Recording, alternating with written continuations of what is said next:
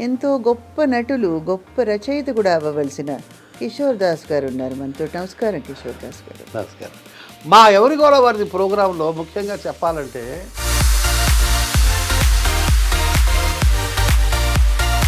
ఈ మధ్య మీరు ఎక్కువ తెరపైన కనిపించట్లేదని మళ్ళీ ఎప్పుడు కనిపిస్తారని 3000 పైచీలకు ఎపిసోడ్లు యాంకరింగ్ చేశాను.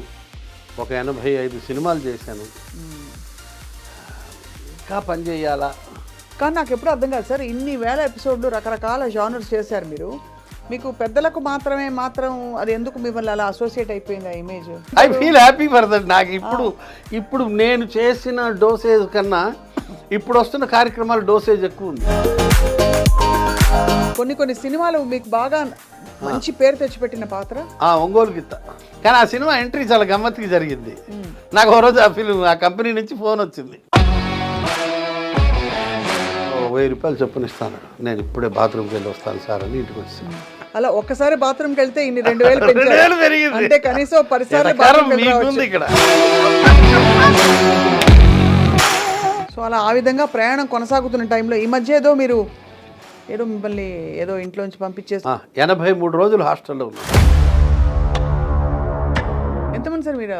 అన్న చెల్లెళ్ళు? 5గురు. ఎవరు లేరు ఇప్పుడు, ఒక్కడే ఉన్నారు. ఎలా జరిగింది సార్?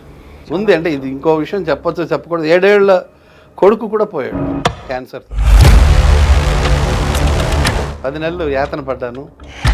అప్పట్లో డబ్బులు కూడా లేవు. అంటే కన్నా జీవితంలో భాగం కదా సార్. జీవితంలో ఒకటమ్మా నేను గమనించాను, అన్నిటికన్నా కష్టం గర్భశోకం అంటారు కానీ కాదు, ఆకలి.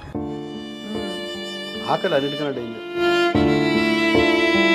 ఫుడ్కి డబ్బులు లేవు. వైజాగ్ వెళ్ళిపోయాను, ఏదో చిన్న ఉద్యోగం చేసుకుంటూ బతికాను. ఏంట్రా నువ్వు అన్నం తిన్నావా అన్నది. ఏడ్ చేశా. ఇప్పుడు ధనవంతుడు ఒకరోజు నేను అన్నం తిన్ను ఫాస్టింగ్లో ఉంటాను అంటే కాదు. మన దగ్గర తినడానికి డబ్బులు లేని పరిస్థితి ఉంటే థ్యాంక్స్ ఆఫ్ హంగర్ అంటారు. అది చాలా బాధగా ఉంటుంది.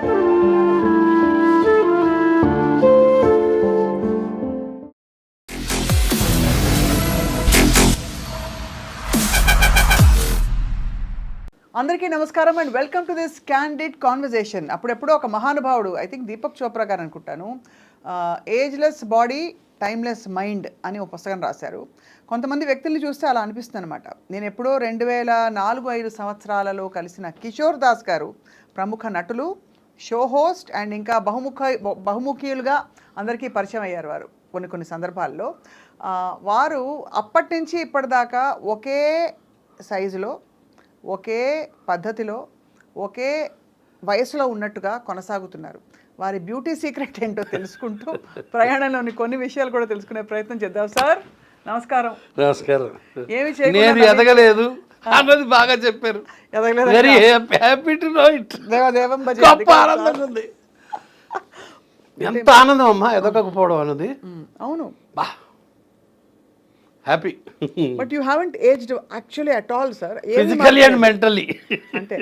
అంటే మెంటలీ అసలు ఏజ్ కాకూడదు ఎవరు. అవును. బట్ ఫిజికలీ కూడా you are looking as healthy as 20 years ago.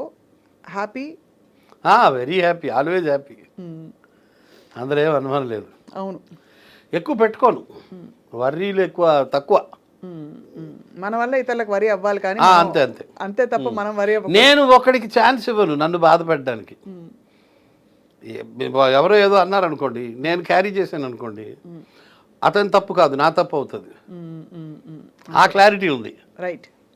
ఈ మధ్య మీరు ఎక్కువ తెరపైన కనిపించట్లేదని మళ్ళీ ఎప్పుడు కనిపిస్తారనే ఒక ప్రశ్న. చాలా వర్క్ చేశాను. ఎనఫ్ 3000 పైచీలకు ఎపిసోడ్లు యాంకరింగ్ చేశాను. ఒక 85 సినిమాలు చేశాను. ఇంకా పని చేయాలా? చాలు. అంటే పని కేవలం ఉల్లాసం కోసం కదా సార్? ఒక్క షో చేస్తున్నాను ఇప్పుడు, బాబాయ్ హోటల్ అని మల్లెమాల వాళ్ళకి ఈటీవీ అభివృద్ధి ఛానల్లో టెలికాస్ట్ అవుతుంది. అదొకటి చేస్తున్నాను. చాలు. నెలకు 3-4 రోజులు వర్క్ ఉంటుంది. నాకు ఇష్టమైన పుస్తకాలు చదువుకుంటున్నాను. సినిమాలు రోజు ఒక సినిమా, 1.5 సినిమా చూస్తా ప్రతిరోజు. ఏదో పుస్తకం కాసేపు చదువుతా. తర్వాత ఫోన్ తినేస్తుందమ్మా టైమా. అంటే మీరు ఏం చేస్తారు? రీల్స్ అవి చూసుకుంటూ కూర్చుంటారు? అసలు ఏం చూడను, ఏం చూస్తానో నాకు తెలియదు. బట్ చాలా టైం ఫోన్ తినేస్తుంది. దాన్ని తగ్గించాలి అని రోజు అనుకుంటున్నాను. మ్మ్. మ్మ్. రోజు అనుకుంటా ఇవాళ కొంచెం ఎక్కువ చదవాలి అని. చదువుతా, ఖచ్చితంగా రోజు చదువుతా. చదవకపోతే ఒక ఎంప్టీనెస్ వస్తుంది. 100% చదవాల్సిందే. అయితే ఒకప్పుడు చాలా ఎక్కువ చదివేవాడిని, ఇప్పుడు ఎక్కువ ఫోన్ చూస్తున్నాను. చాలాసార్లు అనుకుంటున్నాను ఫోన్ తగ్గించాలి అని. తెలుగు సాహిత్యం నాకు ఏరియా ఆఫ్ ఇంట్రెస్ట్. ఓకే. చదువుతూ ఉంటాను పుస్తకాలు. అంటే ఎలాంటి సాహిత్యం? అన్నీ మహమ్మద్ కదీర్ బాబు దగ్గర నుంచి కొంచెం సమకాలీన. కొడవటి గంటి కుటుంబరావు, ఓ అప్పటిదాకా. రావి శాస్త్రి దగ్గర నుంచి అన్నీ, వాట్ నాట్, తిలక్ దగ్గర నుంచి శ్రీశ్రీ, సరే వదిలేయండి. ఏది కనబడితే అది చదువుతా. రాజా రామ్మోహన్ రావు కథలు అద్భుతంగా ఉంటాయి. వి రాజా రామ్మోహన్ రావు ఎక్స్ట్రాడినరీ రైటర్. చాలా రైటర్లు కూడా ప్రేమించే రైటర్ ఆయన. కానీ మీకు అంటే ఏ జానర్ నచ్చుతుంది? జీవితం, ప్రేమ కథలా, జీవిత సత్యాలా? Life life life life is more larger then all that. Life life Raja Rammohan Rao కథల్లో అధో జగత్ సహోదరుల గురించి ఎక్కువ ఉంటుంది. బిచ్చగాళ్ళు, పాకెట్ మార్లు, పనోళ్ళు, చిన్న చిన్న దుకాణాల్లో చేసేవాళ్ళు, పల్లెటూరు నుంచి ఊళ్ళకి మైగ్రేట్ అయ్యేవాళ్ళు, వాళ్ళ జీవితాల మీద ఫోకస్ చేస్తాడు. భలే ఉంటుంది. అదే కదీర్ బాబు ఇంకా అల్టిమేట్, చెప్పే పని లేదు అతని స్టైలు. ఈ మధ్య కొత్త పుస్తకం ఒకటి చదివాను, రవి మంత్రిది, అమ్మ డైరీలో కొన్ని పేజీలు. భలే ఉంది. అంటే ఎండమూరి దగ్గర మొదలుపెట్టాము అప్పట్లో. ఎండమూరి మేడస్, అసలు చదవడం నేర్పింది ఎండమూరి అని చెప్పాలి. ఆ పుస్తకాలన్నీ ఎప్పుడు చదివా? అసలు అన్నీ అమ్మో, అది ఏంటి ఆ పుస్తకం ఒకటి, వెన్నెల్లో గోదావరి కాదు, ఒక అంతర్ముఖం ఒకటి, ఋషి ఒకటి. ఋషి అయితే ఒక 200 సార్లు చదివి ఉంటాను ఎండమూరిది. అంతర్ముఖం ఒకటి చాలాసార్లు, ఒక 50-60 సార్లు చదివి ఉంటా. ఆ 2 పుస్తకాలు పర్టికులర్లీ ఎక్సైటింగ్. ఇప్పటికీ అప్పుడప్పుడు మనం ఒక్కోసారి ఏం చేస్తాం, టీవీలో సినిమాలు, అదే ఓటీటీలో సినిమాలు చూస్తుంటాం. ఒక్కోసారి మనకి ఏ సినిమా నచ్చదు, అప్పుడు వెనక్కి వెళ్ళిపోయి ఏదో పాత సినిమా, ఏ సంగమో చూస్తాం. అవును. లేకపోతే సత్యజిత్ రే సినిమా ఒకటి చూస్తాం, ట్రయో ఉంది కాబట్టి, అపూర్ సంసార్, అవన్నీ ఏదో ఒకటి చూస్తాం, పతేరు పాంచాలి చూస్తాం, వెనక్కి వెళ్ళిపోతాం. అట్లా నాకు బ్లాంక్ అయిపోయినప్పుడు ఋషి చదువుతా. ఎండమూరి ఋషి చదివితే మళ్ళీ ఒకసారి ఛార్జ్ అవుతుంది. అట్లా చలం పుస్తకాలు చదివితే మళ్ళీ ఛార్జ్ అవుతుంది. చలం ముఖ్యంగా జీవిత ఆదర్శం. అసలు ఆ దేశికాచారి క్యారెక్టరైజేషను, బతకడం ఎలాగా అని నేర్పిస్తాడమ్మా దేశికాచారి. గొప్పగా ఉంటుంది. సో ఇదే మీ జీవితంలోని పెద్ద కాలక్షేపం అంటే ఇదే, చదవాలి పుస్తకాలు, చదువుతా, సాహిత్యం చదువుతా. అంటే మరీ, కానీ నాకు ఎప్పుడు అర్థం కాదు సార్, ఇన్ని వేల ఎపిసోడ్లు రకరకాల జానర్స్ చేశారు మీరు, మీకు పెద్దలకు మాత్రం అది ఎందుకు మిమ్మల్ని అలా అసోసియేట్ అయిపోయింది ఆ ఇమేజ్? ఎగ్జాక్ట్లీ, అవును, ఇమేజ్ ఫాలో. ఎందుకంటే I feel happy for that. నాకు ఇప్పుడు నేను చేసిన డోసేజ్ కన్నా ఇప్పుడు వస్తున్న కార్యక్రమాల డోసేజ్ ఎక్కువ ఉంది, చాలా ఎక్కువ ఉంది, చాలా అంటీన్ నెంబర్ ఆఫ్ టైమ్స్. అంటే ఇంటూ ఎన్ని వేయాలో తెలియదు. అండ్ నియర్ వల్గర్, నేను వల్గర్ కాదు ఏనాడు, అవలేదా అస్సలు. నేను ఎప్పుడు నా ప్రోగ్రామ్ మీరు చూడండి కావాలంటే, మా టీవీలో ఉంటాయి రికార్డ్స్. అసలు ఎలా వచ్చింది సార్ అది ఆ కాన్సెప్ట్? అడవి శ్రీనివాస్ గారిది అది కాన్సెప్ట్. నాకు మొట్టమొదటి అవకాశం అది. That was my first debut. అది కూడా కొంత ఉంటుంది, ఫస్ట్ డెబ్యూ. బాగున్నాయి రెండు.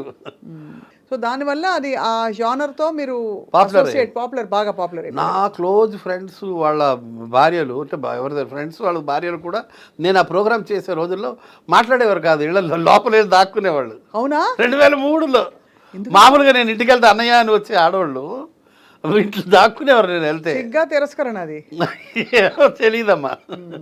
కొంత అంటే ఉంటుంది కదా, ఆ రోజుల్లో కొంచెం అంత ఫ్రీగా లేదు. ఇప్పుడు అందరూ సార్ చేతిలో కెమెరా ఉండి రీల్స్ ఇష్టం వచ్చినట్టు అన్ని రకాల జోకులు వచ్చేస్తున్నాయి.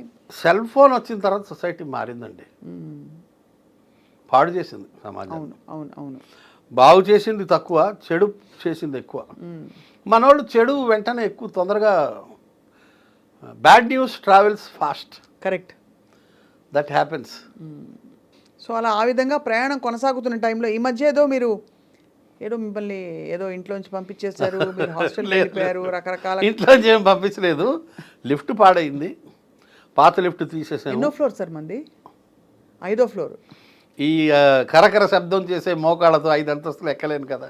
అవును, ఏదో ఒకసారి అంటే ఎక్కొచ్చు, కష్టపడి. ఎప్పుడో ఒకసారి ఒక అరగంటకి పడుతుంది ఎక్కడానికి. అదే మెల్లిగా 4 మెట్లకి కూర్చుని అలా అయితే వెళ్ళొచ్చు, కానీ అది రోజు అప్ అండ్ డౌన్ కష్టం అని చెప్పి మీరు హాస్టల్కి మారిపోయారా? 83 రోజులు హాస్టల్లో ఉన్నాను. 83 రోజుల ఇంటి దగ్గర చూసుకున్నారా హాస్టల్? లేదు లేదు, ఒక 10 కిలోమీటర్ల దూరం. అంటే మా క్లోజ్ ఫ్రెండ్ది హాస్టల్ ఉంది, అక్కడ ఉన్నాను అయ్యప్ప సొసైటీలో. చాలా బాగుంది హాస్టల్. ఒక్కోసారి అనిపిస్తుంది అసలు ఈ బాదరబందీలు ఎందుకు, హాయిగా అలా హోమ్లోనో హాస్టల్లో ఉండిపోతే బాగుంటుందని. ఎవరైనా సరే కొన్నాళ్ళు బాగుంటుందమ్మా, కానీ ఫ్యామిలీ ఉండాలి. ఫ్యామిలీ లేకపోతే కష్టమే. మనం ఇంకా ఆ స్థాయికి వెళ్ళలేదు, ఒంటరి అయిపోవాలి, హిమాలయాల్లోకి వెళ్ళిపోవాలి. ఇప్పుడు మీరు హాస్టల్లో ఉన్నప్పుడు అందరూ ఇంట్లో వాళ్ళు వచ్చి వెళ్తూ ఉండేవారా? ప్రతి వారం వీకెండ్స్ నాతోనే ఉన్నారు వచ్చి. మా ఫ్రెండ్దే హాస్టల్, నేను ఒక్కడనే ఒక గది తీసుకున్నాను కాబట్టి they used to come and stay with me. ఏం చేస్తారు సార్ అంత హాస్టల్లో? ఏం ఉండదమ్మా, పుస్తకాలు చదవడమే. టీవీ ఉంటుందిగా? టీవీ ఉంది, టీవీలో ఓటీటీ ఉంది, ఫోన్ ఉంది, ఫోన్లో ఓటీటీ ఉంది, అది హాట్స్పాట్ ఉంటుందిగా. మరి భోజన ప్రియులు కాదా మీరు? భోజన పీరియడ్నే హాస్టల్లో ఫుడ్ చాలా బాగుంటుంది. 83 రోజుల్లో ఒక్కసారి కూడా ఇండైజెషన్ రాల. ఇంట్లో అయితే చాలాసార్లు వచ్చి ఉంటుంది. అప్పుడప్పుడు ఇంట్లో ఎవరు సార్ వంట? నేను కొంచెం గట్టిగా చెప్తాను. ఇంట్లో అందరూ వండుతారు, కానీ ఇంట్లో అయినా అప్పుడప్పుడు డిస్టర్బ్ అవుతుంది. కానీ ఏ మిరియాలు ఎక్కువ పడి హాస్టల్లో ఒక్కరోజు కూడా డిస్టర్బ్ కాలేదు. అది విచిత్రం. అక్కడ హాస్టల్లో ఉత్తర భారతీయులు ఎక్కువ, దాంతో కొంచెం చప్పటి కూడా పెట్టారు వాళ్ళు. ఇండైజెషన్ సమస్య లేదు, మంచి ఆయిల్ వాడతారు, క్వాలిటీ. అయ్యప్ప సొసైటీలో కడల్స్ కోలివ్ అని చాలా మంచి హాస్టల్, బాగా చూసుకున్నారు నన్ను. అసలు food extraordinary, healthy food, not tasty food. మీరు ఫస్ట్ అసలు మీరు వెజిటేరియనా? ఇంట్లో వెజిటేరియన్. ఓహో, అర్థమైంది. ఇప్పుడు 95% వెజిటేరియన్కి వచ్చాను. బయట కూడా ఎవ్రీవేర్. ఇంట్లో అసలు నాన్ వెజ్ వండరు, అసలు వండరు ఫస్ట్ నుంచి? అంతే? లేదు లేదు, ఓహో, 100% వెజిటేరియన్. బయట స్నేహితులతో ఏది ఇంట్లో దొరకదో మనకి బయట వేలం వేరు ఉంటుంది కదా, అంతే కదా. ఆ విధంగా బయట తినడం తప్పిస్తే. మా ఆవిడ హాహాకారాలు చేస్తుంది, నీ పుట్టుకేంటి, మనిషివేనా, జంతువుల్ని చంపుకుని తినడమా, ఒక శవం తినకపోతే నీకు ముద్ద దిగదా, పూట గడవదా, ఇట్లా తిడుతుంది ఆవిడ. దట్స్ ఎ మర్డర్ కదా, అట్స్ డెడ్ బాడీ కదా అంటది ఆమె.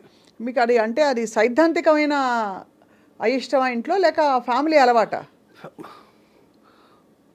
కులం అదే తినరు. కులం అని ఇప్పుడు అడిగితే అది బాగుండదు కదా అని. ఇప్పుడు ఈ మధ్య గొడవ అదే కదా, బై క్యాస్ట్ తినకూడదు, తినరు. సో అర్థమైంది. ఆ విధంగా నేను కుళ్ళిపోయాను. మీరు అదే అండ్ మీరు విస్తరించిన కులం. భ్రష్టు విస్తరించిన అన్నాను సార్, కానీ విస్తరి కదా. ఎగ్జాక్ట్లీ, విస్తర్లో వడ్డించిన కులం. కానీ సార్ ఇప్పుడు బియాండ్ ఈ వీకెండ్స్ వాళ్ళు వచ్చి ఉండడం, భోజనాలు ఇవన్నీ పక్కన పెడితే ఏంటి, వాట్ ఈస్ యువర్ కనెక్షన్? ఫ్యామిలీతో ఎలా మీరు బాండ్ అవుతారు? అంటే అందరూ బాండ్ అవుతారు ఫ్యామిలీతో, కానీ మీ అన్యోన్యంగా ఉండే మీ కుటుంబం గురించి చెప్పండి.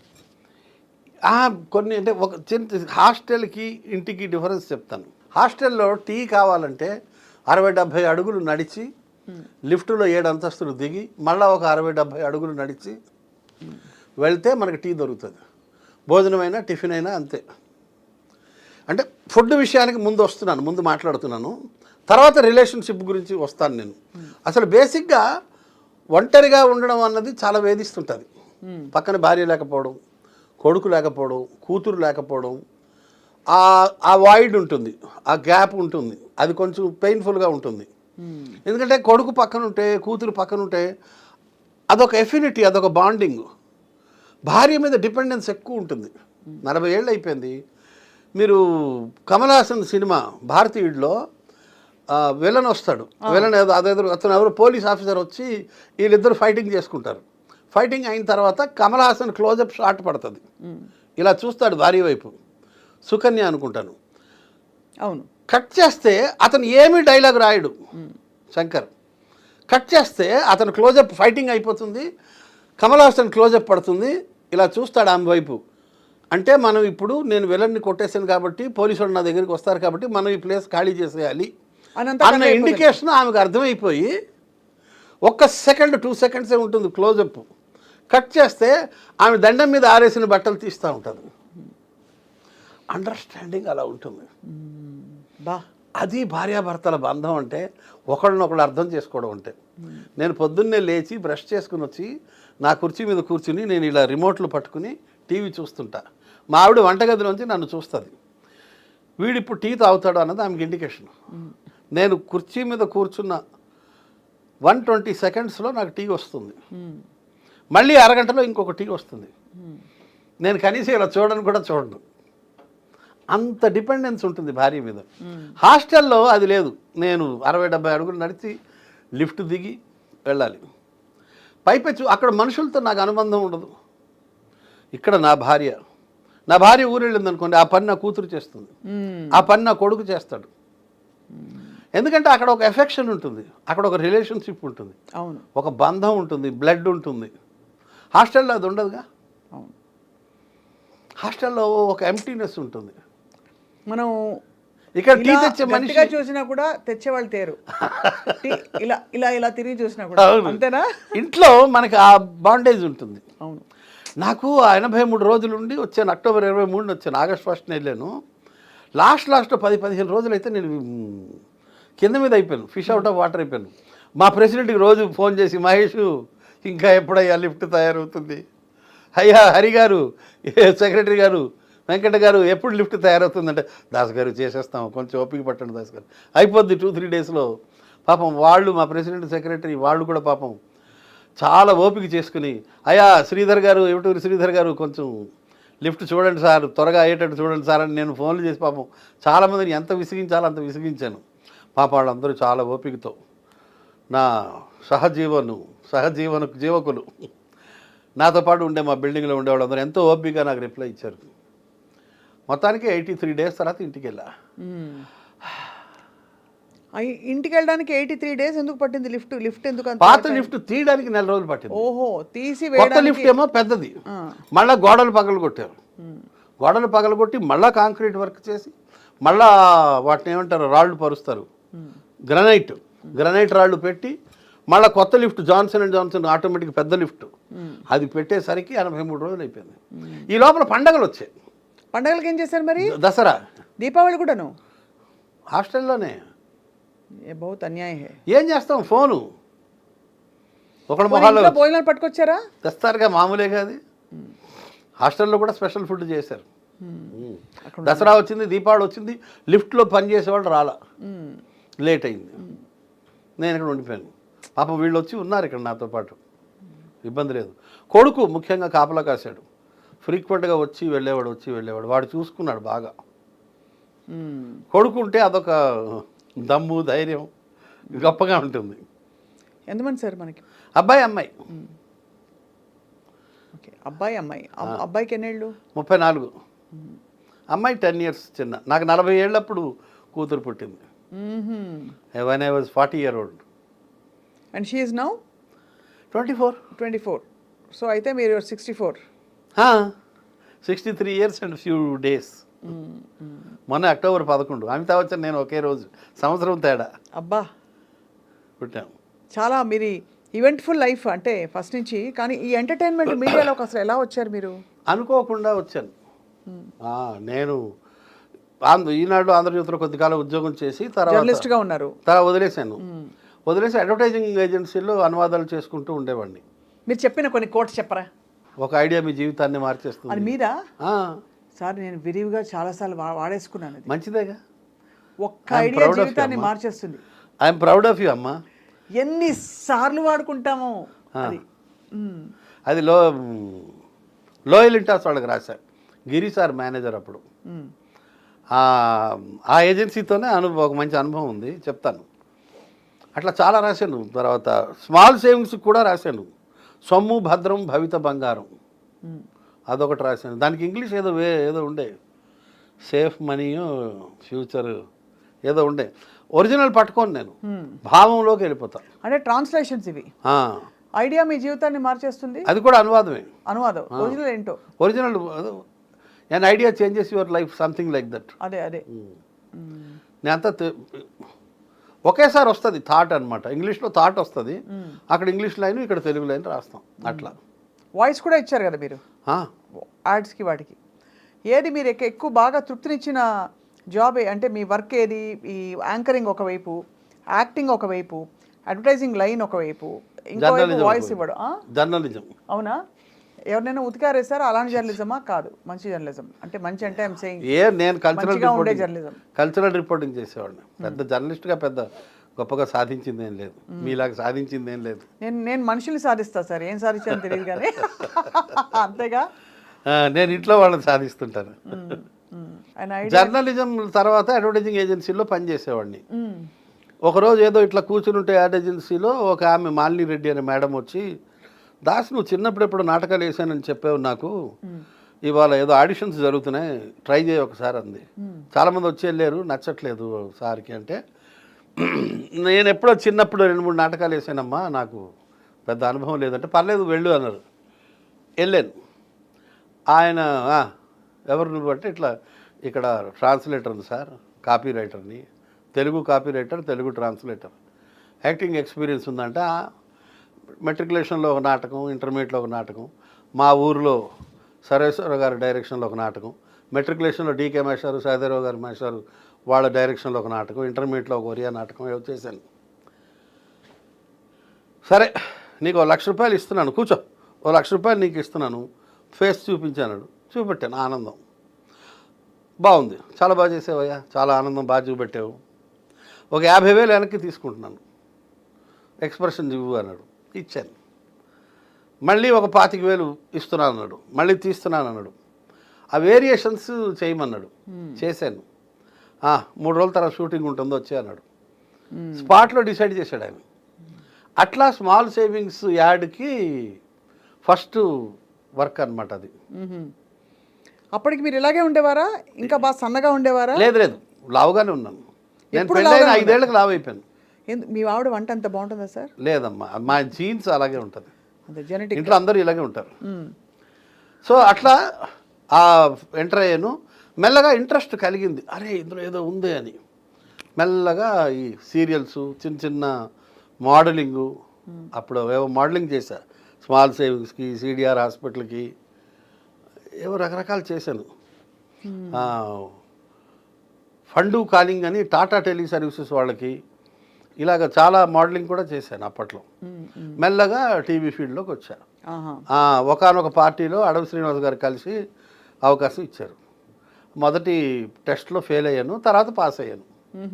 మెల్లగా వచ్చేసింది. తర్వాత ఈటీవీ 2లో ఆహా అనే ప్రోగ్రామ్ 7 ఏళ్ళు చేశాను. తర్వాత ఎవరి గోల వారిది. సూపర్. ఎవరి గోల వారిది అయితే సూపర్ హిట్. ఒక 5 ఏళ్ళు దున్నేశారు మీరు. అసలు ఆ షో కోసం వెయిట్ చేసేవారు అందరూ. ఇందాకలో మీరు లక్ష్మీ పార్వతి వాయిస్ చేశారు కదా, కొంచెం చేయండి ఒకసారి, చెప్తాను. అంటే ఏ విధంగా? ఇప్పుడు ఏదైనా నన్ను ఇంటర్వ్యూ చేయండి లక్ష్మీ పార్వతి.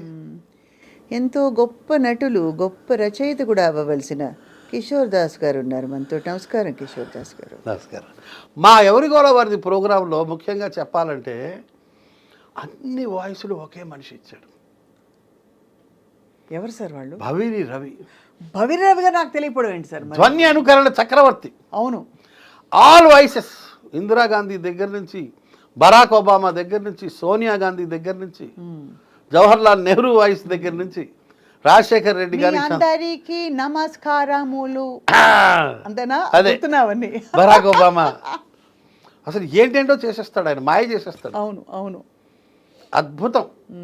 మీరు మిమిక్రీ చేస్తుంటే గుర్తొచ్చింది మా భవిరవి. నాకు ఇంట్రెస్ట్ సార్ మిమిక్రీ. నేను కూడా ఒక 8-10 గొంతులు అలా ప్రాక్టీస్ చేసి చిన్నగా. భవిరవి 150కి పైగా గొంతులు చేశాడమ్మా. అయ్యో, ఆయన తోపు జీనియస్. అసలు నాకు ఆశ్చర్యం వేస్తుంది, అంత టాలెంట్ ఎట్లా ఉంటుంది ఒక మనిషి దగ్గర అని. అన్ని వాయిస్లు చేయడం అంత చిన్న విషయం కాదు. అండ్ దాదాపు నేరుగా చేస్తాడు ఆయన. చంద్రబాబు అంటే దాదాపు చంద్రబాబు దగ్గరగా వెళ్తాడు. మీరు చేయరా సార్ మిమిక్రీ? అస్సలు రాదమ్మా, అసలు. మీరు జస్ట్ వచ్చి సూత్రధారుడు అంతే. మీరు వచ్చి అనేసి ఇదేం జరిగిపోతుందని నేను కొంచెం సెటైర్ బాగా పలుకుతుంది నాకు, కొంచెం. అంటే మెయిన్గా అంటే నేను డైరెక్టర్స్ యాక్టర్ని ఆల్వేస్. నాకు పెద్ద సొంతంగా ఏమీ అన్ని తెలివితేటలు ఉండవు, అంత టాలెంట్ కూడా లేదు. అయ్యో. కానీ డైరెక్టర్ చెప్పింది పట్టుకోగలుగుతా. మాకు అంజద్ బాబు గారు డైరెక్టరు. ఆయన అసలు ఆయన కూడా చాలా సహజ వేటకారి. మామూలు కాదు రియల్ లైఫ్లో కూడా అంతే. ఆయన చెప్తాడు, నేను చేసేస్తాను. నేను ఏ షూటింగ్కి వెళ్ళినా కూడా, నేను ఇప్పుడు వినోద్ ఫిల్మ్ అకాడమీలో ప్రిన్సిపాల్గా పనిచేస్తున్నాను. నేను మా స్టూడెంట్స్కి ఎప్పుడు చెప్తుంటాను, డైరెక్ట్ షూటింగ్కి వెళ్తే ఫస్ట్ డైరెక్టర్ నాడి పట్టుకోండి అంటాను. అవును, డైరెక్టర్ పల్స్ పట్టుకోవాలి. నేను అది పట్టేస్తాను, వదిలిపెట్టినది చాలా ఫాస్ట్గా పట్టుకుంటాను, కాబట్టి ఇబ్బంది లేదు. అవును, సహజంగా వాళ్ళని చేసి చూపించమంటాను నేను. I request them. Amjad Babu garu చేసి చూపిస్తారు, ఆయన కొంచెం చేసి చూపిస్తే చాలు, మిగతాది నేను అల్లుకుపోతా. ఆ టాలెంట్ ఉంది. సో అలాగా మీ ప్రయాణం టీవీ తోటి, అలాగే కొన్ని కొన్ని సినిమాలు మీకు బాగా మంచి పేరు తెచ్చిపెట్టిన పాత్ర ఒంగోలు గిత్త సినిమా మొత్తం ఉంటాను. అవును, రామ్. కానీ ఆ సినిమా ఎంట్రీ చాలా గమ్మత్తుగా జరిగింది. నాకు ఓ రోజు ఆ కంపెనీ నుంచి ఫోన్ వచ్చింది, మేము ఇలాగ ఒక క్యారెక్టర్ అనుకుంటున్నాము, యాక్చువల్లీ ప్రొడ్యూసర్ గారే చేసేస్తారు అనుకున్నాము, చిన్న క్యారెక్టరు, ఏవో అది క్యారెక్టర్ కొంచెం పెరిగేటట్టుంది, కొంచెం మీలాంటి ఎక్స్పీరియన్స్డ్ అవసరము అన్నారు. పిలిచారు, మేనేజర్ పిలిచాడు, మాట్లాడాడు. ఎంత తీసుకుంటావు అంటే, నాకు ఆల్రెడీ ఒంగోలు గిత్త ఎవరి గౌరవ వారిదిలో రోజుకి 10,000 ఇస్తున్నారు, ఎపిసోడ్కి 10,000 అన్నాను. 1,000 రూపాయలు ఇస్తానన్నాడు. ఒక 25 రోజులు ఎంతో ఉండొచ్చు, 20 రోజులు ఉండొచ్చు, 30 రోజులు ఉండొచ్చు, 25 రోజులు ఉండొచ్చు, 1,000 రూపాయలు చొప్పున ఇస్తానన్నాడు. నేను ఇప్పుడే బాత్రూమ్కి వెళ్ళి వస్తాను సార్ అని ఇంటికి వచ్చాను. అంతేనా? మళ్ళీ ఒక 4-5 రోజుల తర్వాత మళ్ళీ ఫోన్ చేశాడు. నేను వెళ్ళాను, సరే అని. వెళ్తే 3,000 ఇస్తామండి అన్నాడు. ఓహో, అలా ఒక్కసారి బాత్రూమ్కి వెళ్తే ఇన్ని 2,000 పెరిగింది. అంటే కనీసం 10 సార్లు మీకుంది ఇక్కడ, మీది ఎటకారం తక్కువ కాదు. 2,000 మళ్ళీ బాత్రూమ్కి వెళ్ళాను, మళ్ళీ పిలిచారు 4 రోజుల తర్వాత, మళ్ళీ 5,000 చేశారు. మళ్ళీ బాత్రూమ్కి వెళ్తానని లేస్తుంటే పట్టుకున్నాడు, కుదరదు అట్లా లేదు అన్నాడు. ఇప్పుడే నిజంగా వస్తానని చెప్పి మళ్ళీ ఇంటికి వెళ్ళిపోయా. ఒక వారం రోజుల తర్వాత మళ్ళీ ఫోన్ చేశారు, 5,000 కాదు కానీ మీరు వచ్చి కొంచెం మాట్లాడండి. నేను రానని చెప్పాను. నేను మొండికేసా, నా వల్ల కాదండి, మీరు ఏందండి ఈ చేపల భారం. అంతే కదా మరి, ఈ మేనేజర్లు ఎంత సంస్థకి మిగులుద్దామా అని ఆలోచిస్తాను. అంతేగా, వాళ్ళ పనే అది, పాపం వాళ్ళు మాత్రం ఏం చేయగలరు. నేనైతే చెప్పాను, నేను రానండి, మీ చేపల బేరం నా వల్ల కాదు, మానేయండి, అక్కర్లేదు, నాకేం అవసరం లేదన్నాను. డైరెక్టర్ గారు పిలుస్తున్నారు అని చెప్పారు. డైరెక్టర్ పిలిస్తే వెళ్ళాలి. Director is the boss, director is the God for an actor. వెళ్తే ఆయన చెప్పాడు, దాసు, నేను ఒక సినిమా ఫ్లాప్ అయింది నాది, ఒక సినిమా హిట్ అయింది, ఆ సందిగ్ధంలో, ఆ సంధి కాలంలో నేను ఉన్నాను. నాకు కూడా ఈ సినిమా ఒక పరీక్ష. నువ్వు నాకు కోఆపరేట్ చేస్తే నేను భవిష్యత్తులో ఈ సినిమాలు చేస్తూనే ఉంటాను, కాబట్టి నీకు నేను వేషం ఇస్తాను, నాకు కొంచెం కోఆపరేట్ చేసి చెయ్యి అంటే, నేను ఇంత అమౌంట్ అనుకుంటున్నానండి, ఇస్తే చేస్తానండి అన్నాను. ఎంతో కొంత లేవోయ్, నీకు ఇస్తాను లేవోయ్, రావోయ్, నువ్వు చేయబోయ్ అన్నాడు. చేస్తాను సార్ అని చెప్పి అప్పుడు ఆయన మాటకి తలవకి నేను కోరుకునే అమౌంట్ తీసుకునే చేశాను. అంతే. బట్ మామూలుగా మీరు డిమాండింగ్ కిషోర్ దాస్ గారు అంటే అప్పుడు డిమాండింగ్, ఇప్పుడు లేదు, తగ్గిపోయింది. కాదు అంటే జనరల్గా మీరు పేమెంట్ అంటే పేమెంట్, మాట అంటే ఒకప్పుడు ఉండేవాడిని అట్లా, చాలా బాగా ఇదిగా. మనకి ఇల్లు గడవాలి కదా సార్, అది కూడా ఉంది కదా. ఒకప్పుడు ఉండేవాడిని, ఇప్పుడు ఎలా సార్ మీ కుటుంబ నేపథ్యం? పర్వాలేదు, ఇప్పుడు హ్యాపీ. ఇప్పుడు హ్యాపీ. కానీ స్టేజ్ దాటేసాను, ఆ స్టేజ్ దాటా. ఒకరోజు నేను ఒకే టీ ఒకే బన్నుతో గడిపాలని స్టోరీలు యాక్టర్లందరికీ ఉంటాయి, మీకు ఉందా సార్? ఉంది. మీకు నిజంగా ఉందా? నేనేదో ఒక్కరోజు రోజా ఉందండి, అది చెప్తానండి. అట్లా అప్పట్లో చాలా పర్టికులర్గా ఉండేవాడిని. ఇప్పుడు అంటే ఇప్పుడు లేదు. ఇప్పుడు నేను ఎక్కడికైనా వెళ్తే చూస్తాను. నేను చిన్న కంపెనీ అనుకోండి, నేను మరీ బాధపడకుండా, మీరు మరీ ఆనందించేయకుండా మధ్య మార్గంలో ఇవ్వండి సార్ అంటాను. నేను ఫిగర్ చెప్పను. సో మరీ బాత్రూమ్కి వెళ్ళాల్సిన అవసరం లేకుండా, అంతేనా? ఎటకారికి ఎటకారము. అట్లా ఇప్పుడు తగ్గింది. ఒకప్పుడు చాలా పర్టికులర్గా ఉండేవాడిని, ఇప్పుడు మారాను. ఇప్పుడు ఏంటి సార్, డిజిటల్ మీడియాలు అవి ఇవి అన్ని రకాల మీడియాలు ఓటీటీలు వచ్చాక అసలు ఇన్ఫ్లేట్ అయిపోయాయి కదా మొత్తం పేమెంట్స్. అవును, పెరిగాయి.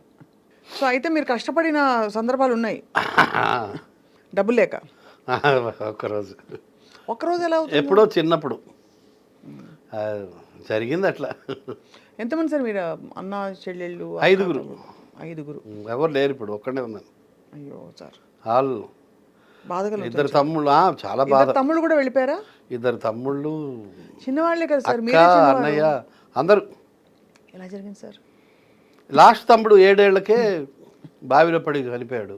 అయ్యా అయ్యా అయ్యా. అక్క 7 ఏళ్లకే జ్వరం వచ్చి చనిపోయింది. అన్నయ్య 50 ఏళ్ళకి హార్ట్ అటాక్, తమ్ముడు 50 ఏళ్ళకి హార్ట్ అటాక్ బాబోయ్. ఉంది. అంటే ఇది ఇంకో విషయం చెప్పొచ్చు చెప్పకూడదు, 7 ఏళ్ళ కొడుకు కూడా పోయాడు క్యాన్సర్తో. మీకా సార్? ఇన్ని బాధలు చూసా లైఫ్లో. అమ్మా నాన్న కూడా పోయారు, ఒక్కడే మిగిలే. Sir sir sir tragic. కొడుకు ముఖ్యంగా 2-3 ఏళ్ళు పట్టింది కోలుకోవడానికి. కానీ ఎలా సార్ క్యాన్సర్? ఏం క్యాన్సర్ వచ్చింది? ఇక్కడ న్యూరోబ్లాస్టోమా అని multiple మెలైన్ tumours in the head. ఇవన్నీ గడ్డలు గడ్డలు వచ్చాయి అబ్బాయికి. పాపం ఒక 10 నెలలు బాధపడ్డాడు. జ్వరం వచ్చింది, 10 నెలలు తగ్గల పాపం. అమ్మో 97. అది వద్దులేండి, అది కష్టం తట్టుకోవడం. కాదు సార్, మీరు చాలా 10 నెలలు యాతన పడ్డాను. అప్పట్లో డబ్బులు కూడా లేవు, అందరూ కోఆపరేట్ చేయడం వల్ల గట్టెక్కాను. ఇంత బాధను అనుభవించి మీరు అందరూ నవ్విస్తారా? ఎంత అన్యాయం ఇది. చాలామందికి శేఖర్ సుమన్ కానీ ప్రకాష్ రాజ్ కానీ అందరికీ లాస్ ఉంది లైఫ్లో. వద్దు, ఆ టాపిక్ వద్దు. అంటే కానీ నా జీవితంలో భాగం కదా సార్. జీవితంలో ఒకటమ్మ నేను గమనించాను, అన్నిటికన్నా కష్టం గర్భశోకం అంటారు కానీ కాదు, ఆకలి. ఆకలి అన్నిటికన్నా డేంజర్. ఒక కథ ఉంది, చెప్పొచ్చా? కొంచెం లెంత్. చెప్పండి చెప్పండి. ఒక 5 మినిట్స్. చెప్పండి సార్. మహావిష్ణువుకి నారదుడికి గొడవ అవుతుంది. ఎవరు మానవ జన్మలో అన్నిటికన్నా దుఃఖం ఏంటి అంటే, నారదుడు అంటాడు గర్భశోకం. ఎవరైతే తన బిడ్డల్ని కంటారో వాళ్ళు పోతే అందరికన్నా కష్టం. అంటే మహావిష్ణువు కాదు, ఇంకోటి ఉంది అంటాడు. రుజువు చేయి అంటాడు. సో మా నారదుడికి ఆడజన్మిస్తాడు. వరుసగా ఒక 100 మంది పిల్లల్ని ఇస్తాడు. ఆ 100 మంది పిల్లలు 2-3 రోజుల్లో చచ్చిపోతారు.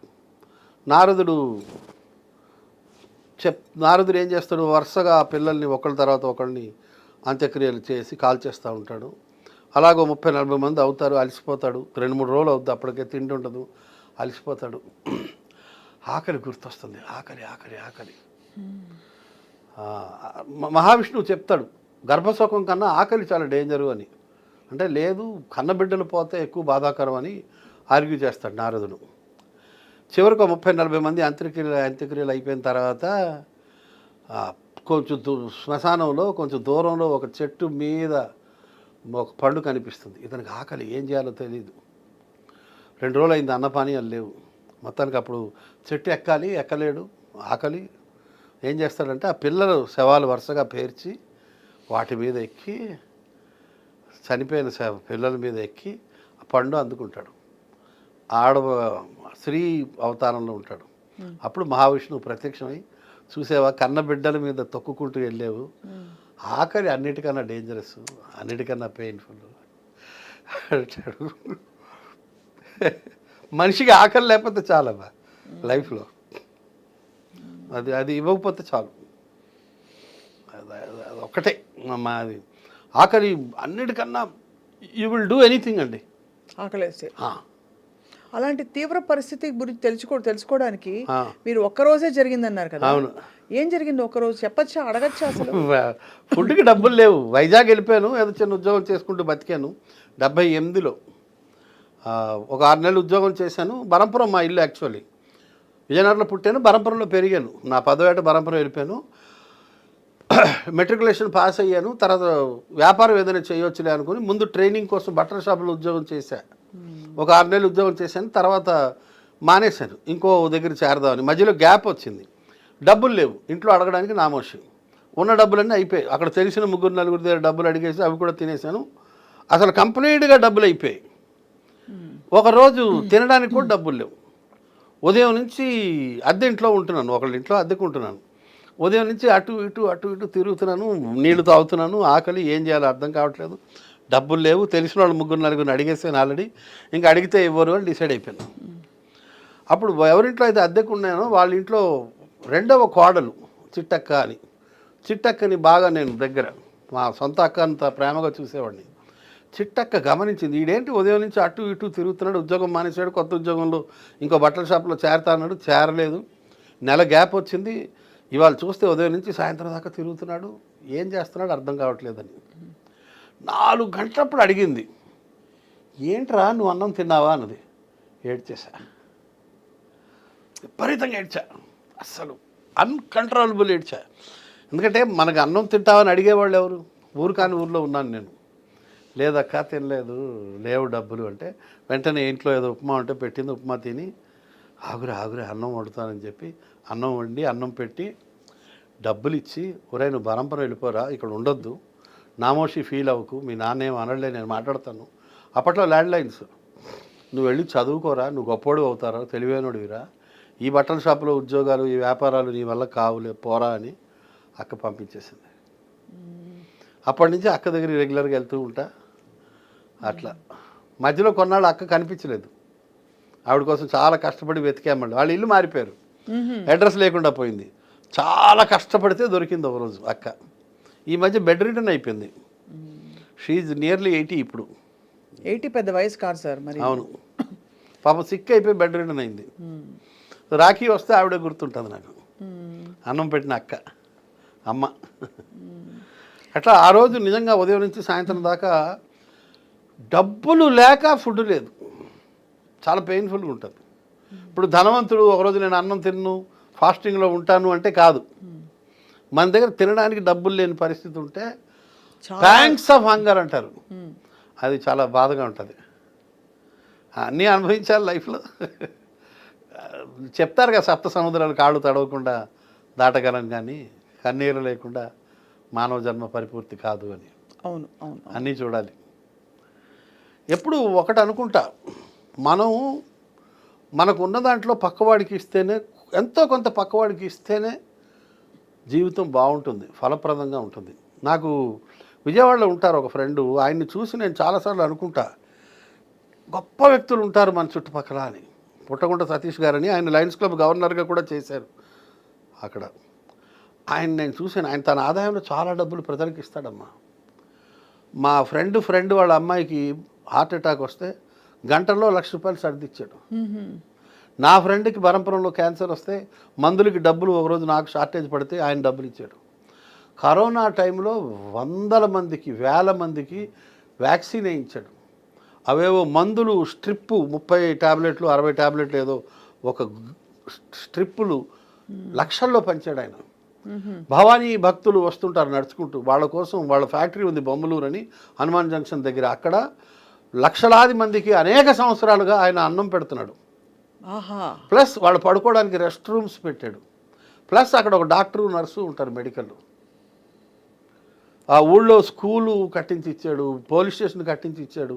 ఈ హ్యాండిక్యాప్డ్ పిల్లలకి పరికరాలు ఇస్తుంటారు, చాలామంది పిల్లలకి గవర్నమెంట్ స్కూల్స్లో యూనిఫారాలు, పేద పిల్లల ఫీజులు కట్టడం, ఇలాగ అనేకం చేస్తుంటారు ఆయన.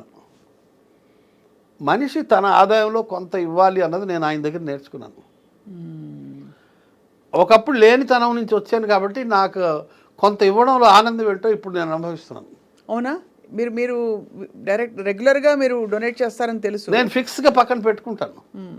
నాకు ఎక్కడైనా 10,000 వచ్చాయనుకోండి, ఒక 500 పక్కన దాచేస్తా. నేను ఇంత సంపాదించలేదు, ఈ 10,000 నాకు మల్లెమాల నుంచి ఒక 27,000 వస్తాయి నెలకి, లేదా 34,000 వస్తాయి. వెంటనే ఒక 2,000, 2,500, 3,000 తీసి పక్కన పెట్టేస్తా, దాచేస్తా. దానికి ఒక వేరే కవర్ ఉంది, ఆ క్యాష్ రాగానే కవర్లో తోసేస్తా, డ్రా చేస్తాను డబ్బులు, ఆ కవర్లో పెట్టేస్తా. అవి అప్పుడప్పుడు చారిటీకి వాడేస్తా. జోక్ వేయచ్చా సార్?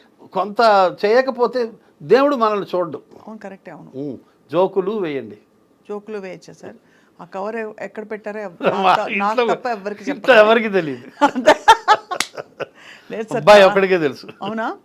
వారసుడికి అన్నీ తెలుసు. పిల్లలతో ఎలా సార్? పిల్లలు మీ ప్రొఫెషన్ నన్ను ఆడుకుంటారు వాళ్ళు. ఓ, మీతో ఆడుకోరు, మిమ్మల్ని ఆడుకుంటారు. ఎవరికైనా వచ్చిందా ఈ మీడియా సైడ్ ఈ పిక్స్ అంతా? ఇంట్రెస్ట్ లేదు. లేదు. మా అమ్మాయి డెలాయిట్లో ఒక 3 ఏళ్ళు ఉద్యోగం చేసి మానేసి ఇప్పుడు MBA ఎంట్రన్స్ ప్రిపేర్ అవుతుంది. నిన్న మొన్న క్యాట్ ఏదో అయింది, రాసింది. ఇప్పుడు ఇంకేదో ఇంకా పరీక్షలు ఉన్నాయట రకరకాలు. పేర్లు ఏంటి సార్ పిల్లల పేర్లు?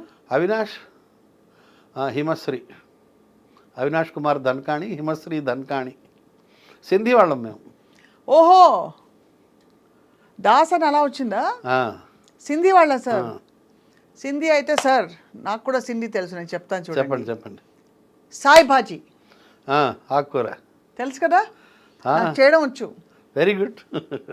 మీరు సింధీ వాళ్ళని ఇంతవరకు అసలు నాకు ఎంత ఎంత నేను ట్రై చేసినా గెస్ట్ బరంపురం అంటే ఒరిస్సా అనుకున్నాను నేను, ఒరిస్సా అక్కడ వాళ్ళు అనుకున్నాను. కానీ సింధీ వాళ్ళైతే మరి తెలుగులో ఎలా సార్ మీరు ఎలా ప్రత్యక్షమయ్యారు? హిందీ మాట్లాడతారా? సింధీయే మాట్లాడతాం హిందీ ఇంట్లో, ఖచ్చితంగా సింధీయే మాట్లాడతాం. మా ఆవిడైతే మరీ వెరీ పర్టికులర్ అబౌట్ సింధీ. ఆవిడ వేరే భాష మాట్లాడదు అసలు. ఆమె చదువుకోలేదు, ఆమెకు హిందీ ఒకటే వచ్చు, సింధీ వచ్చు. సో అనివార్యంగా సింధీయే మాట్లాడతాం. మీరు ఎలా అయింది మీ పెళ్లి చూపులా? బంధువులం, అరేంజ్డ్, ప్యూర్లీ అరేంజ్డ్ మ్యారేజ్. ఎప్పుడు మనకి మా సొంత నాన్నగారి తమ్ముడు భార్య, పిన్ని కదా, పిన్ని చెల్లెలు ఆవిడకి వదిన.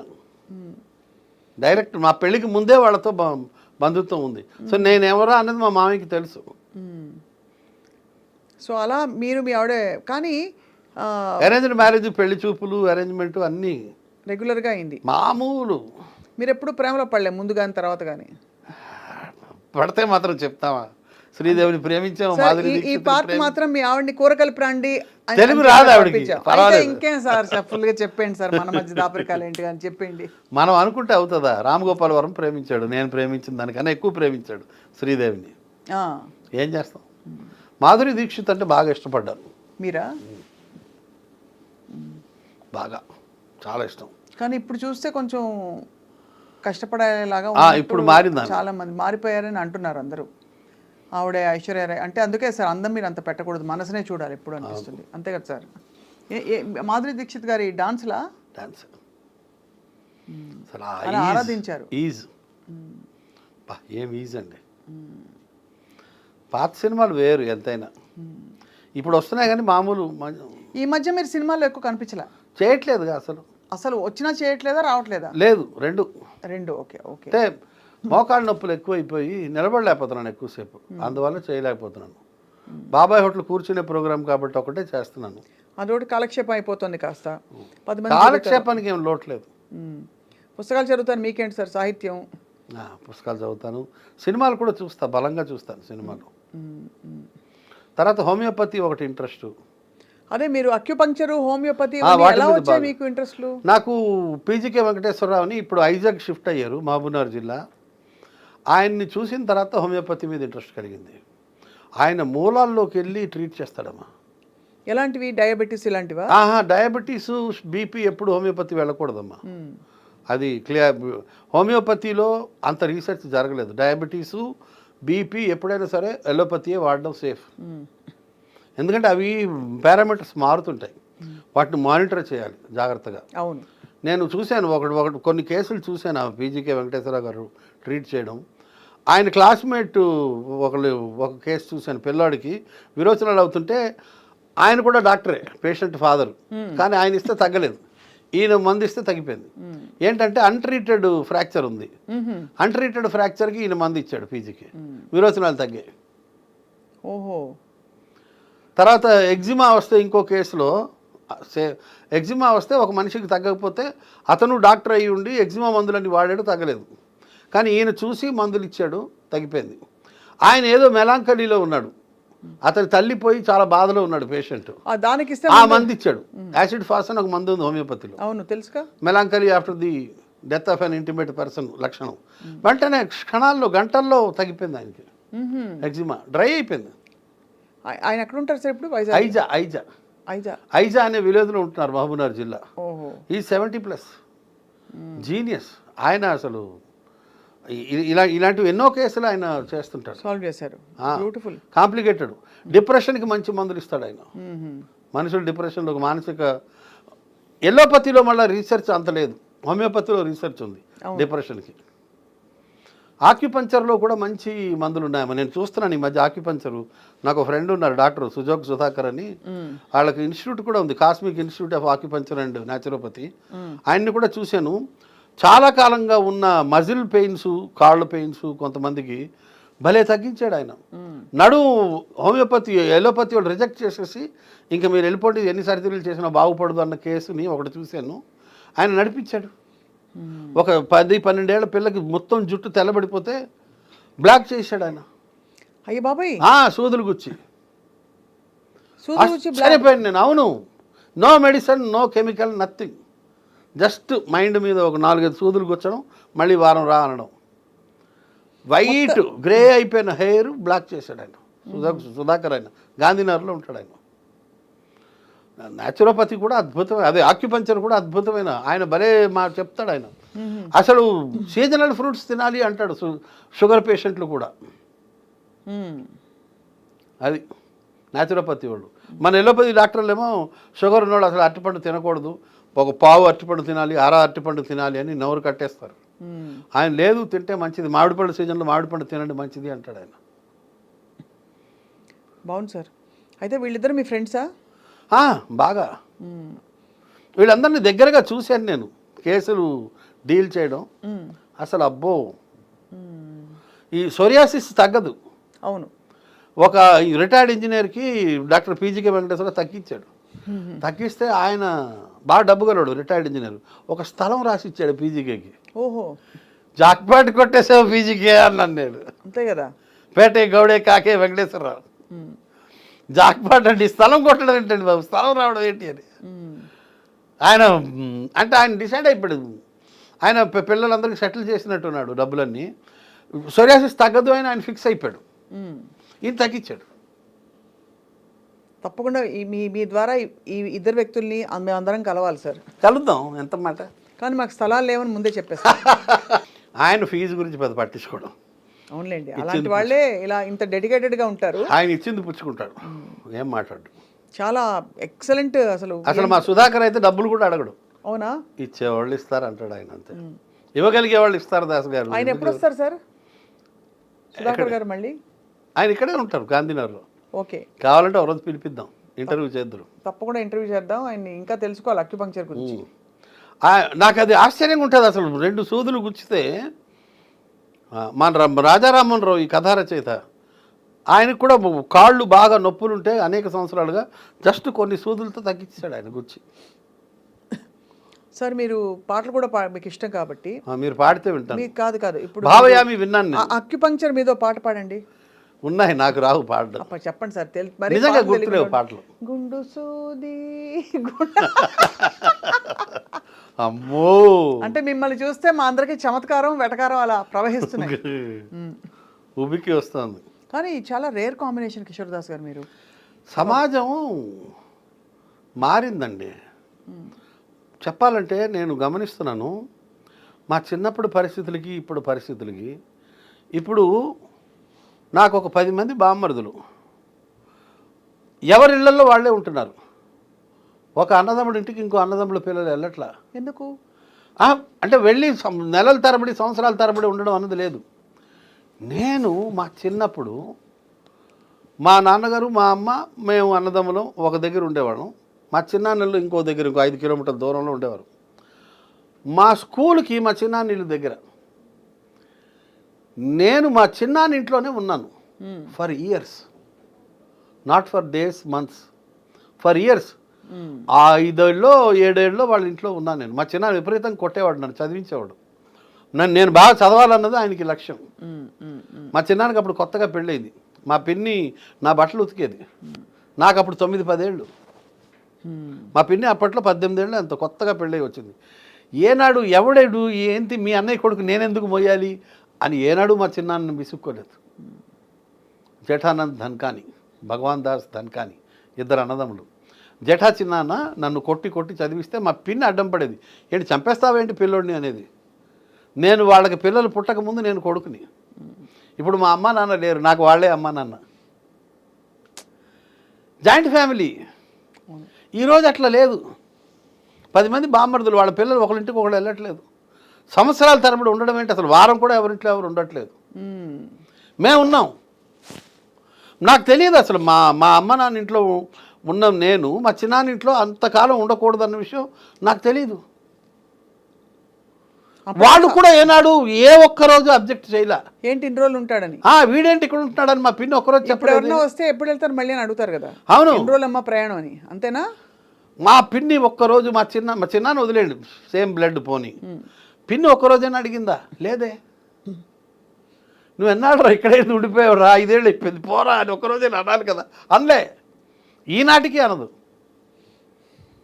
బొంబాయిలో ఉంటారు, అక్కడ ఒక గది ఉంది, నేను ఎప్పుడు వెళ్ళినా ఆ గదిలో ఉంటా, అది నీ గదేరా అంటది మా పిన్ని ఇప్పటికీ. గది నాదే అంటారు. Super sir. ఆ అనుబంధాలు చూసిన తర్వాత ఇప్పుడు మనుషుల్ని చూస్తూ ఉంటే ఎవరి ఆ ఆస్తి మా మామయ్య పోయారు, అత్త పోయింది, వాటాలు వేసేసుకున్నారు, అన్నదమ్ములు పనిచేసుకున్నారు, ఎవరు గోల వాళ్ళది, ఎవరి జీవితాలు బతికేస్తున్నారు. మా టైంలో అట్లా లేదు. అంటే సౌకర్యాలు కూడా పెరిగాయి కదా సార్. ఇప్పుడు ఏ మాటకు ఆ మాట మాట, ఖర్చులు పెరిగాయి, ఖర్చులు సౌకర్యాలు అన్నీ. ఇప్పుడు ఎవరికి వాళ్ళకి తీరికలు లేవు అంతా. ఇప్పుడు ఒక చోట నుంచి ఇంకో చోటుకి వెళ్ళాలంటే ఇదివరకు ఒక రోజులో మనం ఒక పనే చేసేవాళ్ళం, అది చేస్తే మహా ఘనకార్యం అని ఉండే పరిస్థితులు అలా ఉండేవి అప్పుడు. ఇప్పుడు ఈ తరంలో ఇప్పుడు మేము పరిగెట్టాం అనుకోండి, ఫర్ ఎగ్జాంపుల్ సార్, ఇక్కడ ఒక షూటింగ్ అవుతుంది, అక్కడ ఇది అవుతుంది, ఈ లోపల అక్కడికి వెళ్ళిపోవాలి, ఆ పని చేసేయాలి, ఈ లోపల కూరగాయలు కొనేసుకోవాలి, అన్ని పనులు మల్టీ టాస్కింగ్. ఇది కూడా ఒక కారణం అంటారా? తీరిక లేదు సార్. అనుబంధాలు తగ్గిపోయాయి, ప్రేమలు తగ్గిపోయాయి. ఇంకెన్నాళ్ళు ఉంటానో కానీ ఇవన్నీ చూస్తుంటే అప్పుడప్పుడు ఆలోచిస్తుంటే నాకు అర్ధరాత్రి మెలకు వస్తుంటుంది. నేను మళ్ళా లేచి పుస్తకం చదివే లోపల, టీవీ చూసే లోపల కాసేపు ఆలోచిస్తుంటా, ఏం చేస్తున్నాం మనం, ఏం చెయ్యాలి మనం, ఏం చేశాను ఇవాళ, నా వల్ల ఎవరు బాధపడలేదు కదా, నేను ఎవరిని హర్ట్ చేయలేదు కదా. మనం స్పీడ్ మాటల్లో నెమరేసుకుంటా. చాలా చాలా సొసైటీలో డబ్బులు అడిగితే ఎవరికి ఇవ్వట్లేదు. అది చాలా ఆందోళన కలిగిస్తారు. కొద్దిమంది మా పుట్టగుంట సతీష్ లాంటి వాళ్ళు తప్పిస్తే ఏదైనా అవసరం ఉంటే, సతీష్ గారు చెప్పారు నాకు, ఎప్పుడైనా అవసరం ఉంటే మొహమాట పడద్దు, డబ్బులు కావాలంటే తీసుకో అని. అలా కొద్దిమంది ఉంటారు. నాకు ఇంకో ఫ్రెండ్ కూడా ఉన్నాడు, అంజయ్య అని, అతను కూడా చెప్పాడు 1-2 సార్లు, దాసు ఎప్పుడైనా డబ్బులు అవసరమైతే అడుగు, మొహమాట పడుకో అని. అరుదుగా ఉంటారు. అది తగ్గిపోయింది ఆ సంఖ్య. అవును, ఒకప్పుడు ఎంతెంత డబ్బైనా ఒకళ్ళకొకళ్ళు ఇచ్చి పుచ్చుకునేవాడు, వడ్డీ అన్న ప్రశ్నే లేదు. అదేవిధంగా ప్రేమలు ఉండేవి, అదేవిధంగా హెల్పింగ్ నేచర్ ఉండేది. ఒకరికొకడు చాలా విషయాల్లో సహాయపడేవాళ్ళు.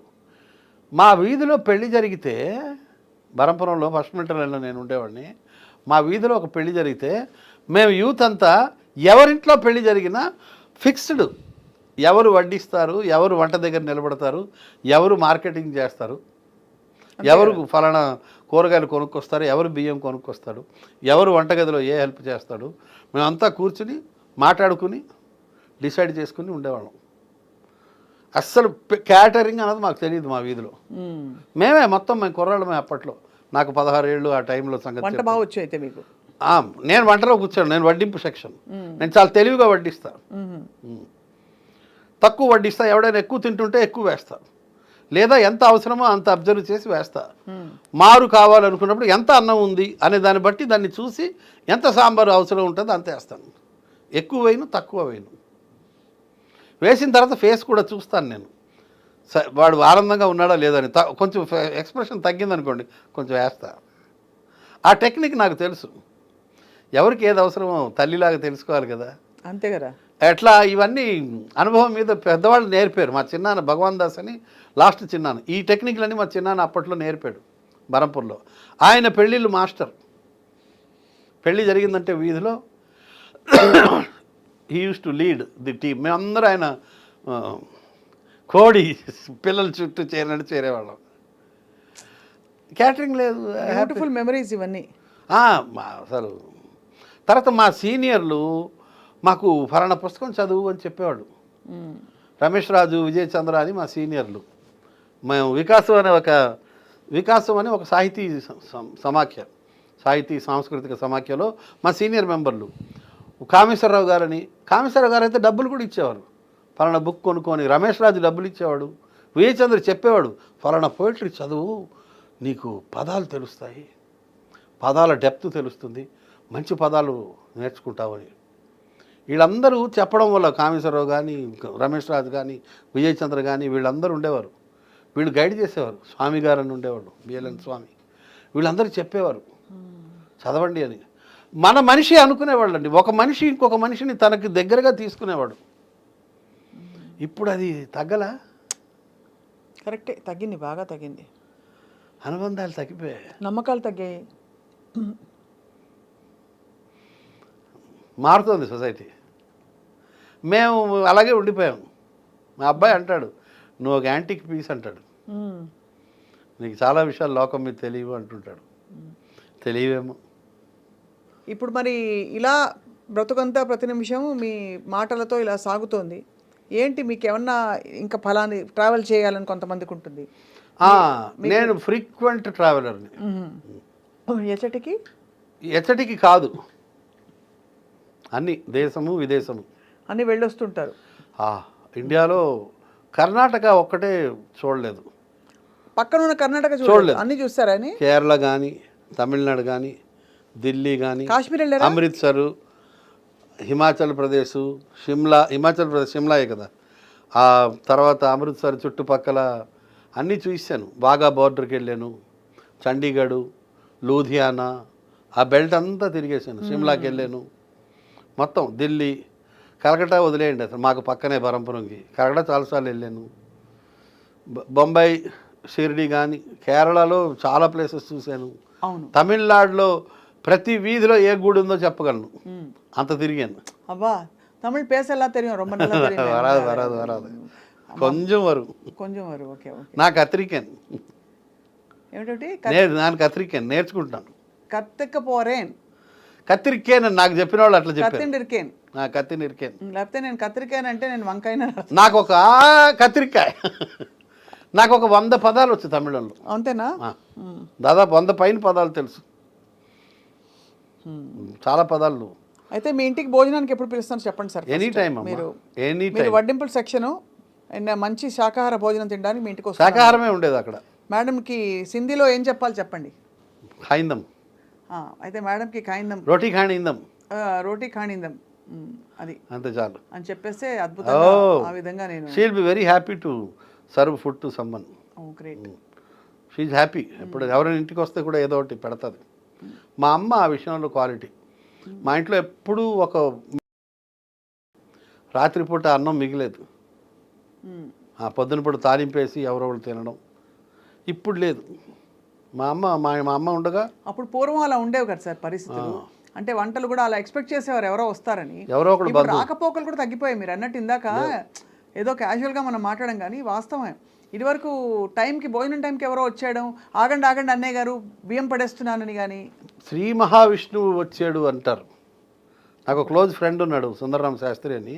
వాళ్ళ మమ్మీ నన్ను పెద్ద కొడుకు అంటది. ఆవిడ నేను భోజనం టైంకి వెళ్తే మహావిష్ణువు వచ్చాడు రా అంటది అబ్బాయితో, మా తమ్ముడితో.